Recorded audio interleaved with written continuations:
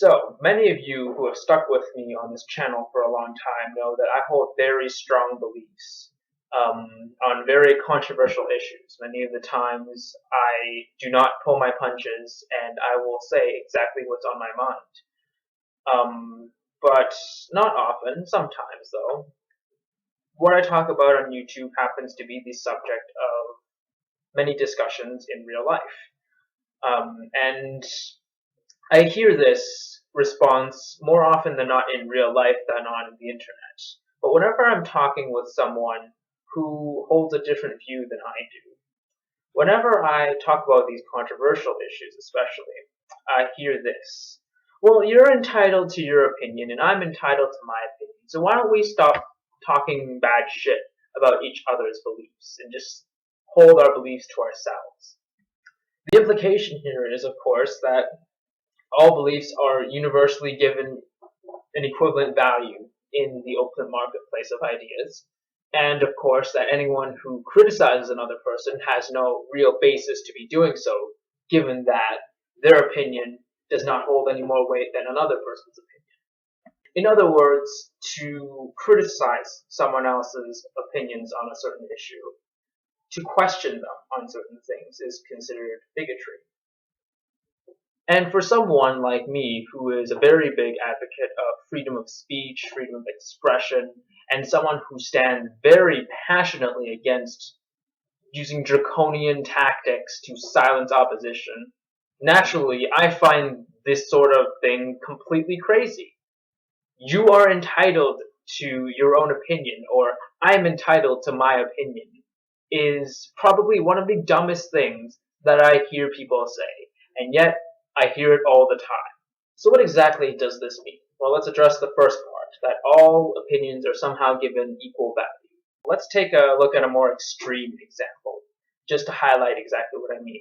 So racist versus a non-racist. The racist will say, well, you shouldn't be criticizing my racism. It's just my own opinion. You're entitled to your opinion and I'm entitled to my own opinion. Well, no fucking shit, you're entitled to your opinion to be a bigoted racist.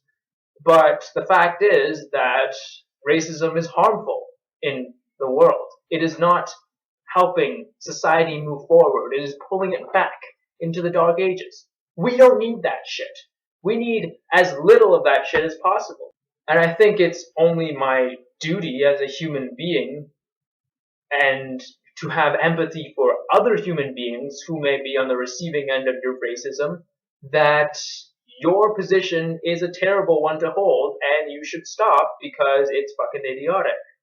Now, obviously, you can still say racist things. You can still believe racist things. But that doesn't give you any more of a valid position just to say, well, I have the right to believe whatever I want to. Of course you do.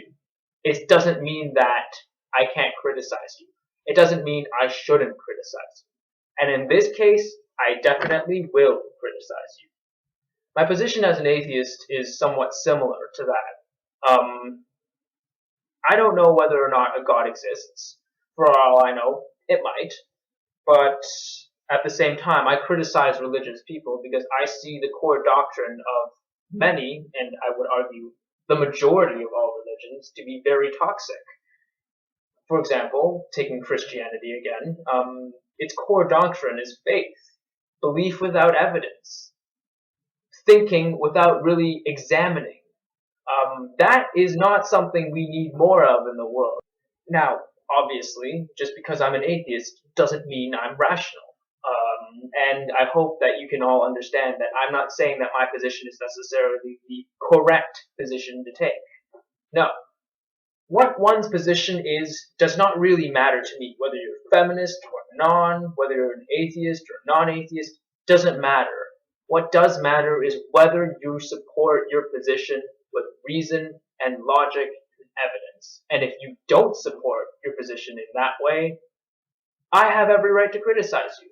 And so does everyone else. Now, for some things, I admit I cannot defend myself in any meaningful way. Like, for example, my taste in music, I don't have any empirical basis to support why I like what I like. That's fine, but that's not what we're talking about. What we're talking about is anything that is tied to evidence, anything that is supported by reality. So contrary to popular belief, I don't think you are entitled to your own opinion. You are only entitled to what you can defend in the open marketplace of ideas. And if you can't defend it, people are open to criticize you. And if you can't take that criticism, you should probably re-examine why you hold that belief to begin with, and whether or not you are actually looking for the truth, or whether you're just trying to feed your own ego. May the truth always be heard. Peace.